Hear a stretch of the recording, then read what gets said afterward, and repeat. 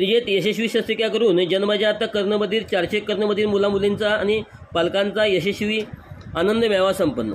मिरजेत रविवारी 27 एप्रिल रोजी बालगंधर्व नाट्य मंदिर या ठिकाणी यशस्वी आनंद मेळाव्याचे आयोजन करण्यात आले होते। यावेळी खासदार विशाल पाटील, माजी मंत्री डॉक्टर सुरेशभाऊ खाडे, आमदार इद्रिसभाई नाईकवाडी, जनस्वराज पक्षाचे प्रदेशाध्यक्ष समित कदम, सुरेश बापू आवटी, जिल्हा शल्यचिकित्सक डॉक्टर विक्रमसिंह कदम, भोपाळ येथील cochlear implant surgeon doctor Satyaprakash Dubey, काँग्रेसचे पृथ्वीराज पाटील उपस्थित होते। सार्वजनिक आरोग्य व कुटुंब कल्याण मंत्री प्रकाश आंबेडकर हे या कार्यक्रमाला आले नसले तरी त्यांनी व्हिडिओ कॉन्फरन्सद्वारे डॉक्टर सुधीर कदम व त्यांच्या पत्नी सौ डॉक्टर गीता कदम यांच्या कामाचे कौतुक केले आहे। यशस्वी ENT हॉस्पिटल कॉक्लियर इम्प्लांट सेंटरचे प्रमुख डॉक्टर सुधीर कदम आणि डॉक्टर गीता कदम यांनी यशस्वी ENT हॉस्पिटल कॉक्लियर इम्प्लांट सेंटरच्या माध्यमातून सन 2018 पासून आत्तापर्यंत त्यांच्या हॉस्पिटलमध्ये शासनाच्या विविध योजनेअंतर्गत 400 पेक्षा जास्त जन्मजात कर्णबधीर मुलांच्या शस्त्रक्रिया यशस्वी केल्या आहेत।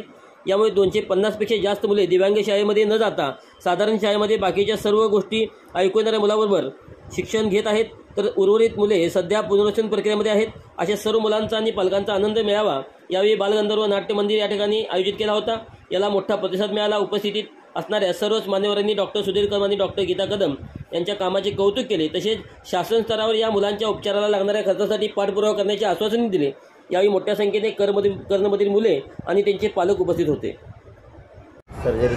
आपल्या राज्यामध्ये 2 वर्षापर्यंत मुलांना फंडिंग अवेलेबल आहे। 2 ते 5 वर्षाच्या मुलांना पूर्णपणे फंडिंग अवेलेबल नाही।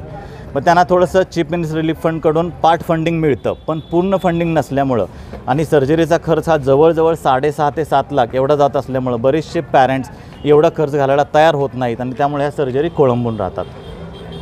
तुमची मागणी काय? 2 ते 5 वर्षांच्या मुलांसाठी सर्व जेणेकरून शासनाने याचा पूर्णपणे विचार करून 2 ते 5 वर्षांच्या मुलांसाठी शासनाकडून फंडिंग निर्माण करून दिलं तर फार चांगलं होईल। आपल्याकडे आणि राज्यात फंडिंग नसल्यामुळे किती असे रुग्ण वंचित आहेत ऑपरेशन? माझ्याकडं आत्ता 50 ते 55 मुलं पेंडिंग आहेत आणि महाराष्ट्रात जर विचार केला तर मी थोडासा डाटा जो काही स्टडी केला होता तर दरवर्षी 1,500 मुलं तरी नक्की याच्यामध्ये वंचित राहू शकतील।